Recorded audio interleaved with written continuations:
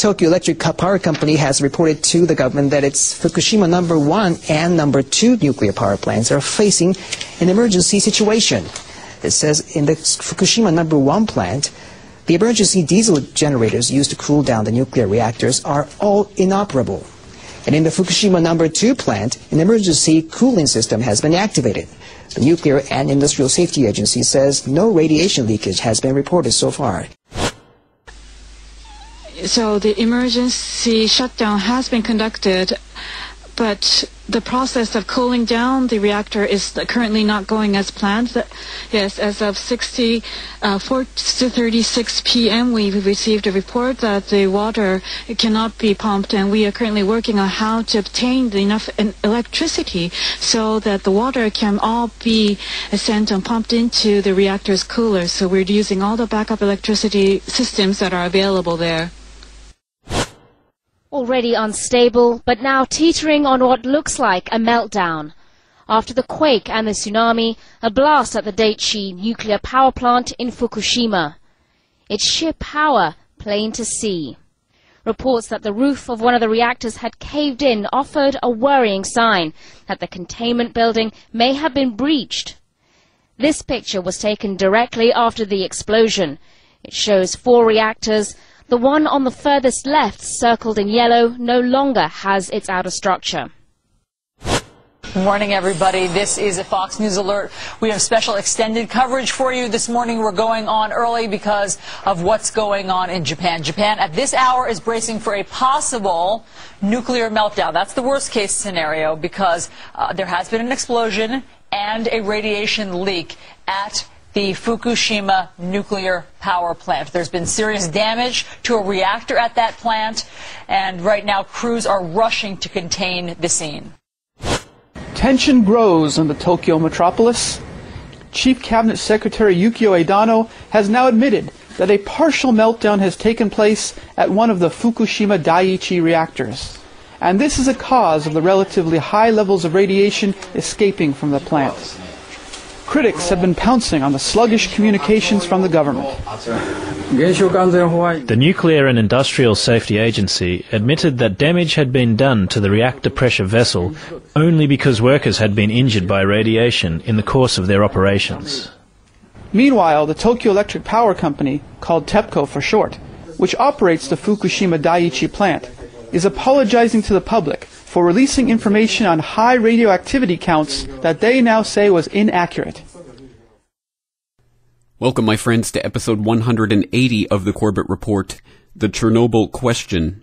And for those of you who have been keeping track, or at least dipping in and out of the news of the terrible situation that's going on at the Fukushima Daiichi nuclear power plant in northeastern Japan, damaged as it was by the tsunami in the wake of the 3/11 earthquake, which we went over in last week's program, then you will know that this is a developing story, and that is exactly why this episode of this podcast is not going to in any way, shape, or form pretend to be a complete overview of the situation there, or a complete explanation of what is happening. And just as an example of the incredibly tumultuous and very difficult to understand or talk about situation that's happening there, you could point to the thing that was mentioned in that last clip, where the Tokyo Electric Power Company admitted last week, or stated last week, that water found in reactor number 2 was 10 million times more radioactive than water in a normally functioning plant would be. And that was almost immediately withdrawn and retracted, and they said it was only 100,000 times more radioactive than normal. But, of course, in an effort to report on what was going on, that 10 million times figure was put in my Sunday update last week, and immediately became old news, and was, according to the Tokyo Electric Power Company, at least, was actually wrong.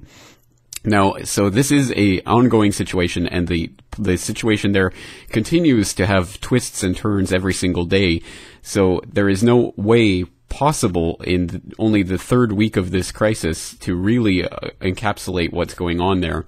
And one example of that is the latest incredible news coming out of the plant as we sit here on the 3rd of April 2011 from Cryptagon.com. Fukushima, 1,000 millisieverts per hour in the air inside the pit of Reactor 2. Quote, I've become very hesitant to post any information that originates from the criminals at TEPCO, but this number has remained standing for over a day now. According to the IAEA, the limit for public radiation exposure is 1 millisievert per year. At Fukushima, they're looking at 1,000 millisieverts per hour via Reuters.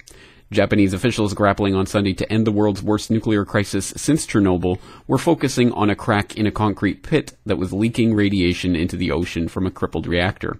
Tokyo Electric Power Co. said it had found a crack in the pit at its number 2 reactor in Fukushima, generating readings 1,000 millisieverts of radiation per hour in the air inside the pit, end quote. And just for an understanding of what that means, because millisieverts and sieverts and all of these radiation dosage readings are obviously not familiar to those of us, including myself, who are not steeped in nuclear safety. Well, for an example, you can head over to the Wikipedia entry for sievert and find about the yearly dose examples. So, for example, the yearly dose of someone living near a nuclear power station would be 0.0001 to 0.01 millisieverts per year of radiation. Or, for example, someone taking a New York to Tokyo flight for an airline crew would be 9 millisieverts per year. The total average radiation dose for Americans is 6.2 millisieverts per year. The background radiation in parts of Iran, India, and Europe is 50 millisieverts per year.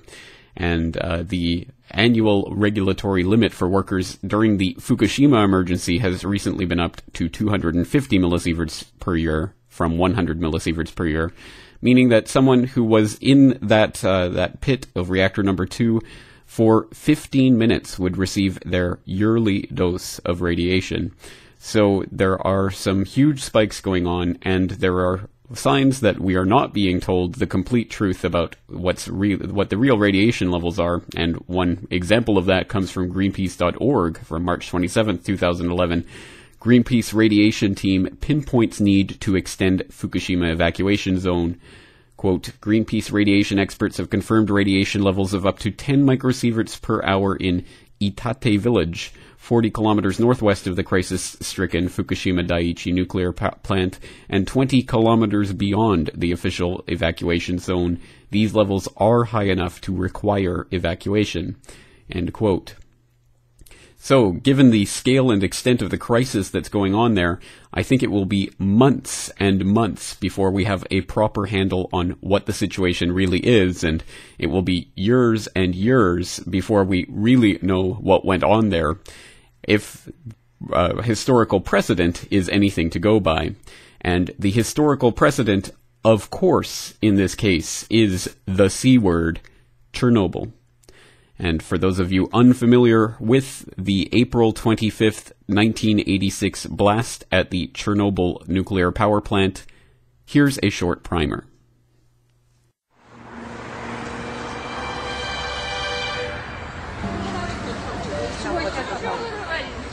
Friday the 25th of April, 1986. A beautiful spring day for the 43,000 inhabitants of Pripyat in the Ukraine. A day that will remain forever engraved in their memory.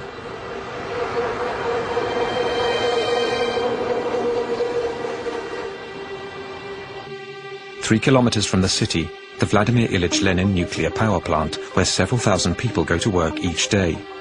Tonight, the 176 employees of Block 4 have been ordered to carry out a test on a self-fueling system of the reactor, something that could save energy.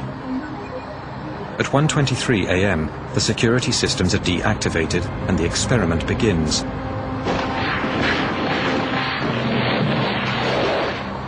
A series of detonations go off in the core of the reactor.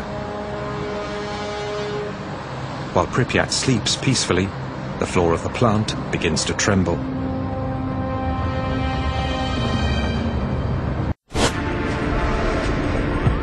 The critical chain of events springs from the actions of night shift workers who were ordered by supervisors to carry out a safety test.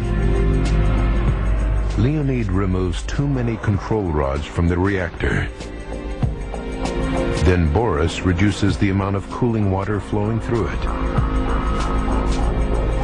Their actions make the reactor very unstable, but they don't realize it. And when they finally try to rectify these errors, it's too late. The fuse that leads to the massive blast has been lit.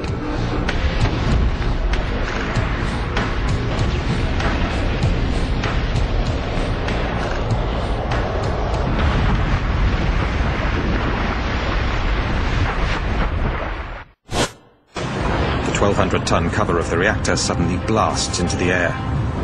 An ultra-powerful stream of radioactive vapor releases uranium and graphite over hundreds of meters around the plant. From the gaping hole, a spray of fire charged with radioactive particles in fusion shoots 1,000 meters into the sky. There were a lot of colors, and they were really bright, orange, red, sky blue, colors like blood, a rainbow. It was beautiful. The most serious nuclear accident in history has just taken place. The disaster explodes into front-page news around the world. The press describes Chernobyl as an apocalypse.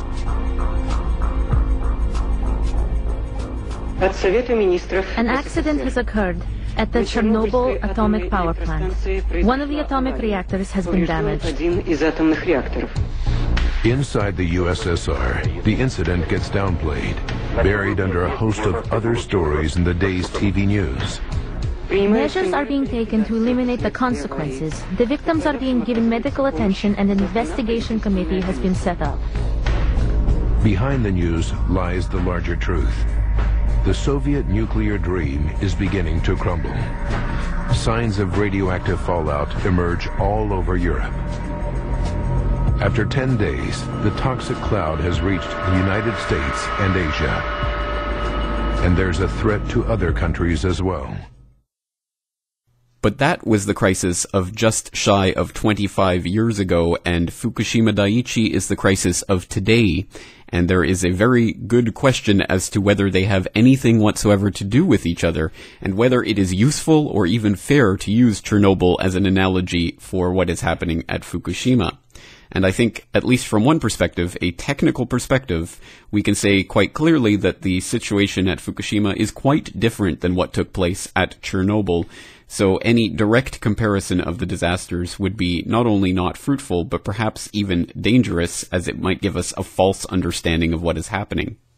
Now, there are numerous reports on this subject, but one which goes into some layman's detail, we'll put it. It's quite easy to read, but still quite informative, from ProPublica.org on the 18th of March.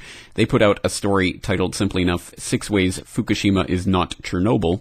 And rather than reading all of those 6 points to you, I'll let you do that for yourself, which I suggest you do, because it does contain some good information about the differences in the situations. I will read you the 6 bullet points that they give, though, in the ways that Fukushima is not Chernobyl. Number 1, Chernobyl's reactor had no containment structure, as opposed to the Fukushima Daiichi reactors, which the article goes on to note do have containment structures. But at any rate, point number 2 in the 6 ways Fukushima is not Chernobyl. Chernobyl's reactors had several design flaws that made the crisis harder to control. Most crucially, their cooling system had a positive void coefficient, which means that as coolant water is lost or turns into steam, the reaction speeds up and becomes more intense, creating a vicious feedback loop. Number 3, the carbon in Chernobyl's reactor fueled a fire that spewed radioactive material further into the atmosphere. Fukushima's reactors do not contain carbon, which means that the contamination from an explosion would remain more localized. Number 4, unlike Chernobyl, however, a meltdown at Daiichi could end up contaminating the water table. Number 5, much of the public health impact of Chernobyl was the result of the Soviet government's attempt to cover up the crisis, rather than moving quickly to inform and protect the public. And number 6, emergency workers at Chernobyl took few precautions and may not have been fully informed about the risks they were taking. All right, so as I say, I will let you read that article yourself. It does seem to me that the last 2 points there do raise some interesting questions, because it seems to me that the Chernobyl crisis is very much about the cover-up of what really went on there and the extent of what really happened. And I do believe that we still don't fully understand the extent of what went on there, and that more on that later. And on the sixth and final point in that article, about the emergency workers at Chernobyl not taking precautions. That's not entirely true, and I have encountered some excellent documentaries when researching this episode about what really went on at Chernobyl and the incredible, unbelievable Herculean lengths that the workers there went through to get that situation under control and to get the sarcophagus built within months of that terrible reactor explosion. And very much so, many of them suffered incredible health consequences, and many of them actually did die from them. And more on that a little bit later. But at any rate, let's move on to a different article, but along the same line of thought. Why Fukushima isn't like Chernobyl. And this is from thediplomat.com from March 29th of this year. And they're talking to Alexander Sich. And the first question in this article is, quote, "Is the kind of massive radiation release that occurred with Chernobyl possible at the Fukushima plant?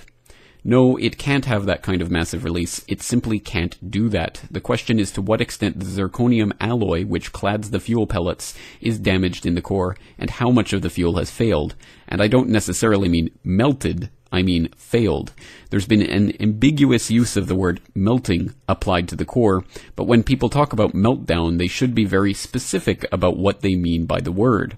At Fukushima, there are 4 primary barriers to releases: the fuel Zirc alloy cladding, a pressure vessel, an inner containment structure, and a confinement building. To a large extent, the core material seems to be contained. Well, more on that later, side note. Apart from, of course, and this is where the speculation runs wild, there's the question of the source of the radiation they're detecting in certain areas where water has accumulated. Indications today are that it isn't the cores. They've been dumping or spraying tremendous amounts of water onto and into the damaged buildings, so surely someone is considering this water as a possible source. But until they go in and see, we have little more than speculation to go on, because they don't know to what extent, if any, the cores are damaged, and they don't know to what extent the pressure vessels are damaged, although that's unlikely. They also don't know to what extent the pipes are damaged, and they don't know to what extent the lower portion of the containment building is damaged. So on the one hand, I can't speculate on what is going on inside, but even so, and given what nuclear engineers know in terms of the plant layout, it's just not true that it's a Chernobyl situation." End quote. Now, that was from March the 29th, and of course now it's April 3rd, so we can confirm that they have found the source of at least some of the radiation that seems to be spilling out directly into the sea around the Fukushima plant. And we can get that from Kyoto News, from a story that was updated on April 3rd, today as I speak. Tainted water confirmed to have seeped into sea from nuke plant. Quote, "Water with high levels of radiation has been confirmed to have seeped into the sea from the number 2 reactor at the troubled Fukushima Daiichi nuclear power plant," government officials said Saturday, raising wider fears of environmental contamination by the release of radioactivity. The water has been leaking into the sea from a 20-centimeter crack detected at a pit in the reactor where power cables are stored, the government's nuclear safety agency said. End quote. And on March 25th, it should be noted that the Prime Minister of Japan did note that there was likely a core breach in reactor number 3 that appeared to be leaking. And that, as far as I can tell, was never exactly clarified, so there may still be the case of a core breach in reactor number 3. Nevertheless, the point is well taken that there are technical and structural differences that mean that we cannot draw an analogy between what happened at Chernobyl and what is happening at Fukushima.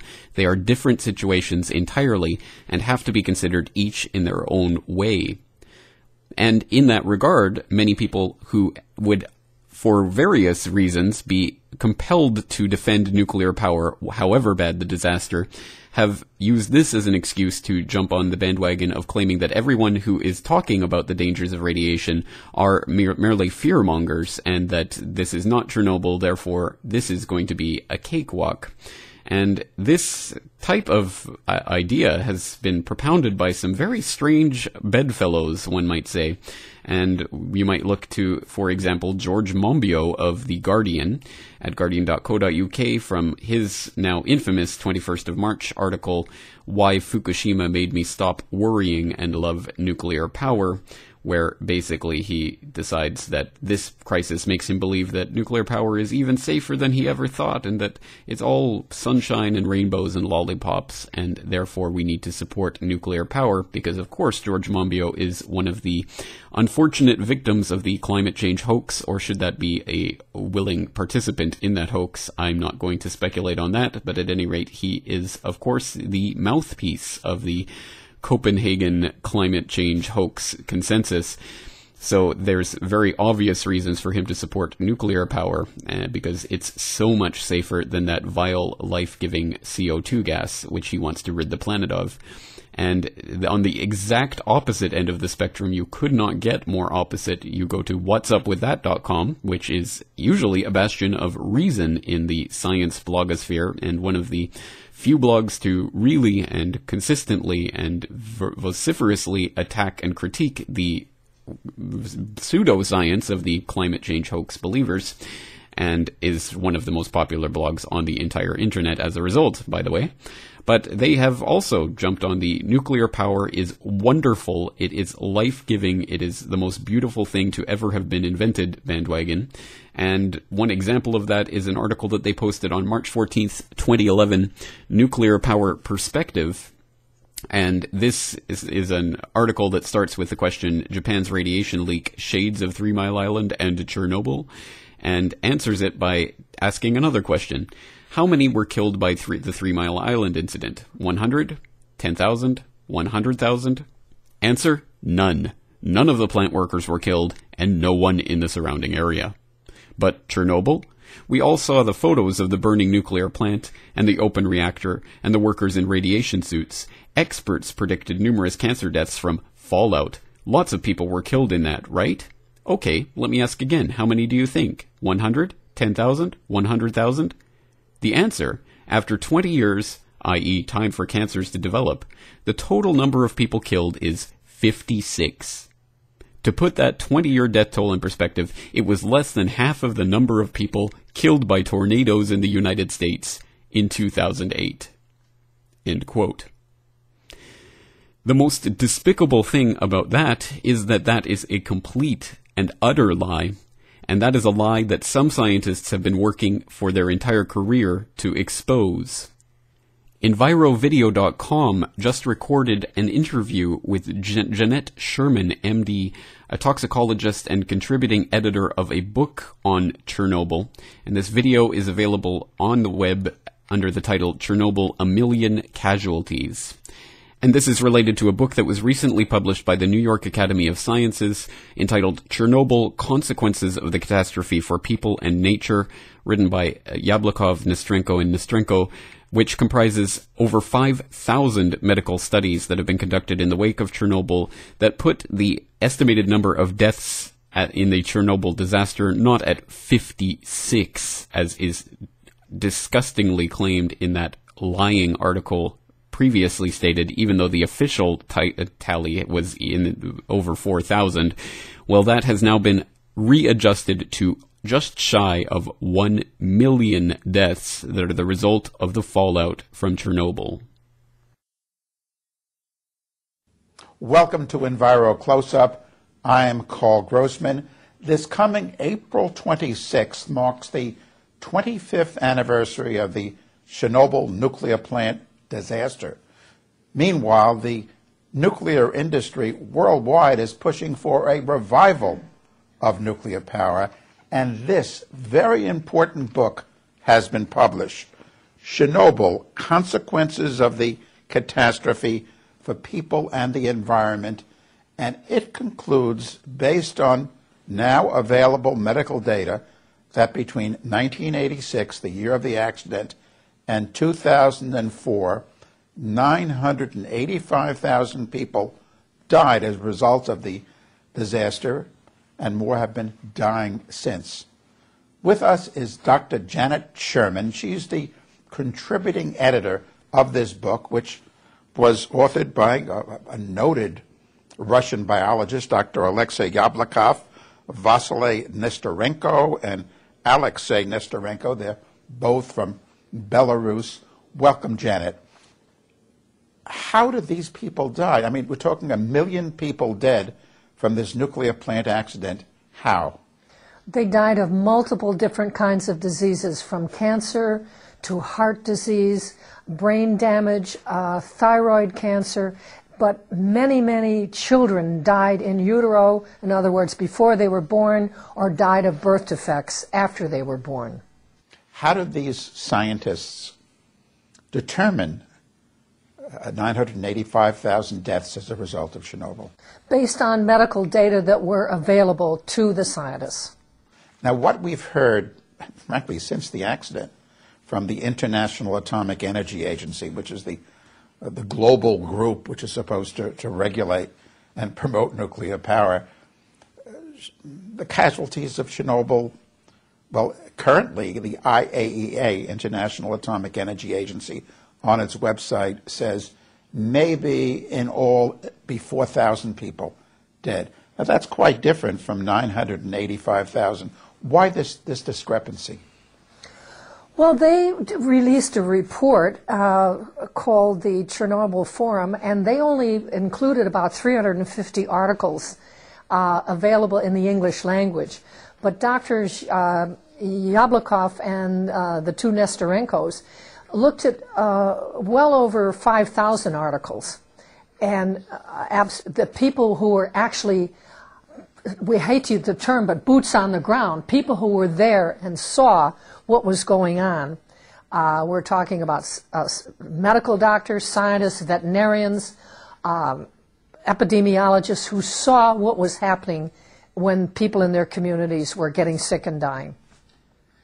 There's another international agency, the World Health Organization, WHO, and indeed the book charges that the truth has not come out on Chernobyl from the WHO. I mean, forget about the IAEA, but from the WHO because of an agreement between these two agencies. Can you elaborate on that agreement? They formed an agreement in 1959 that has not been changed, where one will not release a report without the agreement of the other. Now, this is like having Dracula guard the blood bank, because the WHO, who is charged with World Health Organization, is beholden to the IAEA before they can release a report. And what the IAEA, I mentioned before, it's there to regulate nuclear technology around the world, but it was also set up to promote it. And it evidently does not want anything from WHO, which would indicate that nuclear power is not good for one's health. That's right. And this needs to be ended. This agreement needs to be stopped. Let me go right to you. Now, you've devoted your life to the impacts of poisons. I mean, that's been your specialty. Mm-hmm. You're a toxicologist. Here you're editing this book. You're going through all this scientific data. This has to be 1 million dead, the Chernobyl accident, the biggest technological disaster in frankly, the history of the world. It's true. How did you feel as you looked at the data and you put this book together? Well, I realized it was far worse than I thought it was. And that not only were people dying of cancer and heart disease, but every single organ in the body, whether it was immunological or lungs or cataracts or skin, everything was adversely affected. But not only people, every single system that was studied, and not all were, but every system that was studied, whether it was humans or fish or trees or birds, bacteria, viruses, wolves, cows, every system was changed. Every single system without exception. And this is reflected in in this book. It's not just human effects. Many of the birds and animals had similar adverse effects as humans. Now, most people aren't familiar with, I mean, we all know, I think, at this point that radioactivity and cancer go together, but like heart problems, heart disease, how does that connect? Well, one of the most fascinating things that I learned when I was rewriting the text of the book and going through all the data was one of the scientists, Bandashevsky, had done a study that showed that the cesium-137 levels in children were the same as he had found in test animals and were causing heart damage. He reported this, and for his work, he was put in prison. And he was put in prison? He was put in prison, yes. And he analyzed, these are animals that were... Well, he did the original study on animals, and then he was a pathologist, and he was studying the results in children, and he found the same changes in the hearts of children who had died as he'd seen in the animals. And when he reported it, his thanks was he got arrested and put in prison. Given the incredible extent of the disaster that was waiting at Chernobyl, it is perhaps less surprising at the Herculean, almost inhuman efforts that the Soviets went through to contain the Chernobyl disaster and to attempt to bring it under control. And that was a process that took months and involved over 600,000 people, often working in radiation-laden areas that were so dangerous that they could only work for seconds at a time, and doing things that most people would never dream of doing, putting their lives on the line in an absolutely unbelievably heroic effort to try to contain that situation. So perhaps this then is another launching point for an investigation into how Chernobyl can provide some tips as to the way to proceed at Fukushima. What did they actually accomplish? What did they do at Chernobyl to try to bring this under some measure of control? The hunt for Chernobyl's escaped nuclear fuel has been vital since the first moments after the accident in April 1986. The nuclear explosion destroyed the top of the reactor building, and radioactive smoke was pouring forth. These pictures established beyond doubt that the core was on fire, but it's now clear that Soviet scientists feared things could have become far worse. To prevent a chain reaction, the military attempted to bomb the reactor with neutron absorbers and other chemicals. The radiation was intense, and several pilots died as a result.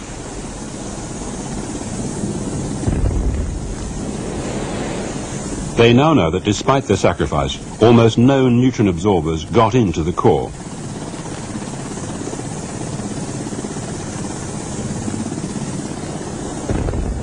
Then on the 6th of May 1986, inexplicably, the emissions stopped. Something had happened in the core. The reactor lies in what is now the sarcophagus. The explosion had thrown the 2,000-ton reactor lid in the air. It fell on edge into the mouth of the reactor vessel. Pieces of the core were scattered all around. Desperate for technical information, the scientists of the complex expedition were sent into Block 4. They started searching in the basement rooms in the knowledge that the reactor might explode once again. Siege warfare continued in Block 4 throughout the summer of 1986. Even though they burned their way through concrete walls, the hunt for nuclear fuel would go on for 6 months before there was any result. While the scientists searched in vain, above them the military were inundated with nuclear fuel. Fuel rods and graphite blocks, radioactive in the extreme, had been spat out of the reactor. Before the sarcophagus could be built, these pieces had to be pushed back into the reactor ruins.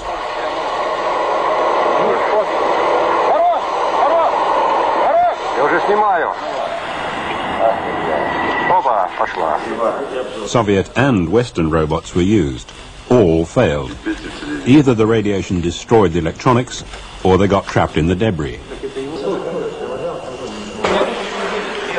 This was the first of many occasions that Red Army volunteers were used in place of robots. The general in charge was Nikolai Tarakanov. Вы пойдете не в шестером, а вчетвером. Вот вам отводится 1 минута для того, чтобы решить следующую задачу. It was a desperate solution.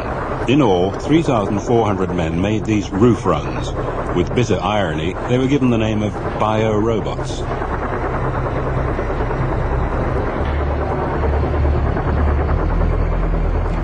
In theory, trips were timed to limit each bio-robot to the very substantial dose of 20 Röntgens. Some soldiers got it in under a minute.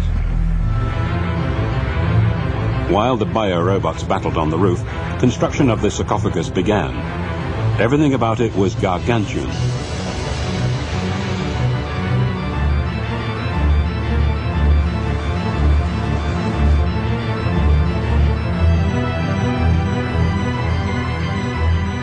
$600,000 people worked in the cleanup. They were known as liquidators. 250,000 liquidators reached their lifetime radiation limit. If rain got into the open reactor, it could trigger a self-sustaining chain reaction. Speed was crucial. They were forced to build onto the damaged concrete of Block 4. By the end of October, the open reactor was almost covered. In less than 3 months, the liquidators were finishing the most difficult civil engineering task in modern history. At the end of 1986, the sarcophagus was sealed. The problem seemed buried. But hidden inside the sarcophagus, and still fearful of another explosion, the scientists of the complex expedition continued their hunt for nuclear fuel. As a reward, each soldier receives a liquidator certificate from the army and a 100 ruble bonus, the equivalent today of about $100 US.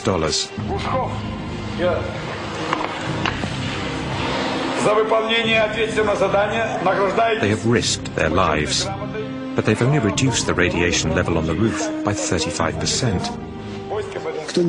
When they sent all those people up onto the roof, no one knew exactly the actual level of radiation. Now we know it was between 10,000 and 12,000 Röntgens per hour. At that level of radioactivity, people never should have been sent. 7 months after the explosion, the zone has been cleaned up and the sarcophagus completed. 500,000 people, military and civilians, have participated in the operation. I told the Commission that for having confronted such levels of radioactivity, having cleaned up all that graphite and having accomplished such heroic tasks, our soldiers needed something symbolic, like putting up our flag.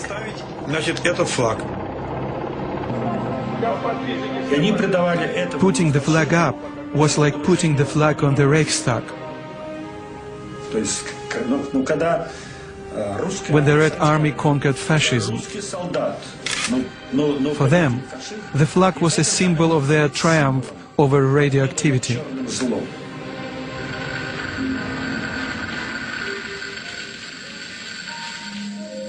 Each team of liquidators celebrates the end of the operation in their own way. Bocharov and his men etch their names onto the final metal piece to go up on top of the sarcophagus.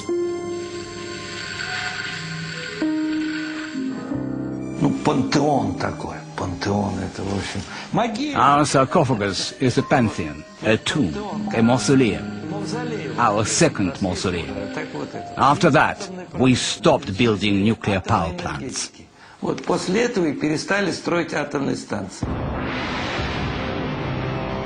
A bitter victory. The country will never recover.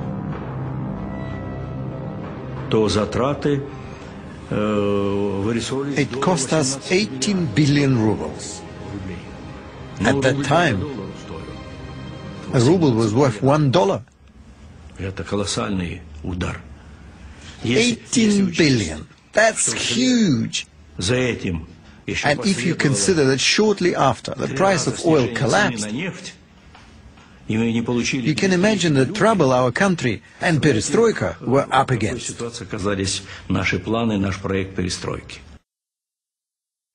So is the so-called sarcophagus option one that is on the table for the troubled nuclear reactors at Fukushima Daiichi? Well, not according to Philip White, spokesman for the Citizens Nuclear Information Center here in Japan and a recent guest on the Corbett Report. Well, and also in the Chernobyl analogy, obviously Chernobyl was eventually brought under control by encasing the reactors in a sarcophagus, so-called, of cement. Why isn't that being done in the Fukushima case, and why are they relying on dumping seawater on these reactors? I don't know why they have decided not to do it, but I wouldn't think that it would be a very ideal solution. I think that it has massive problems associated with it. Firstly, you've got 6 reactors there, so the amount of cement that you'd have to pour all over it is quite incredible. At least Chernobyl was just one plant that had gone up. Also, you've got some of this radioactivity is quite high up, like in the spent fuel pools. It's above the reactor, which was an extraordinarily stupid place to put spent fuel pools, but that's the way this reactor was designed. And so if you pour cement on it, you're likely to actually cause the building to collapse completely. And in so doing, you're going to increase the number of ways in which that radioactivity can go out. And it's unlikely that any such sarcophagus-type effort is going to encase enough of the radioactivity to be very effective. But, I mean, we're in a situation where there's no ideal solution, and at some point or other, people have to decide what's the least bad approach. And that may, at one point in time, be the least bad approach. But the preferable approach, in theory at least, is to cool the fuel with water, and by keeping it cool, you can bring down the pressure and hopefully keep it under control. However, that's not something, I mean, there's a bit of an impression that's going around that, they've got it under control now. That is a completely false impression. They're a long way, and there's many, many dangerous steps down the track. And it's going to take not days or weeks, but months and years, because that spent fuel and the fuel that was actually being used at the time is heat generating. It continues to generate heat. It will continue to generate heat for decades, but particularly at dangerous levels for probably years. And for all that period of time, they're going to have to keep drawing the heat away by somehow or other creating circulation of water. And while that's happening, if pressure goes up and they have to somehow or other release pressure, that'll involve releasing highly reactive gases into the environment. So it's quite likely that there'll be further releases for some time to come. However, it's not exactly clear whether this is not an option that is being taken into account or even being actively prepared for. And we get this from April 1st, 2011, from Cryptagon.com via MSNBC. Japan, same type of concrete pumping trucks used at Chernobyl are en route to Fukushima. Quote, some of the world's largest cement pumps were en route to Japan's stricken nuclear plant on Thursday, initially to help douse areas with water, but eventually for cement work, including the possibility of entombing the site, as was done in Chernobyl. Operated via remote control, one of the truck-mounted pumps was already at the Fukushima Daiichi site and being used to spray water. 4 more will be flown in from Germany and the United States, according to the German manufacturer Putzmeister. The biggest of the 5 has an arm that extends well over 200 feet. Initially, they will probably pump water, Putzmeister stated. Later, they will be used for any necessary concreting work. A construction company in Augusta, Georgia was among those redirecting the pumps to Japan.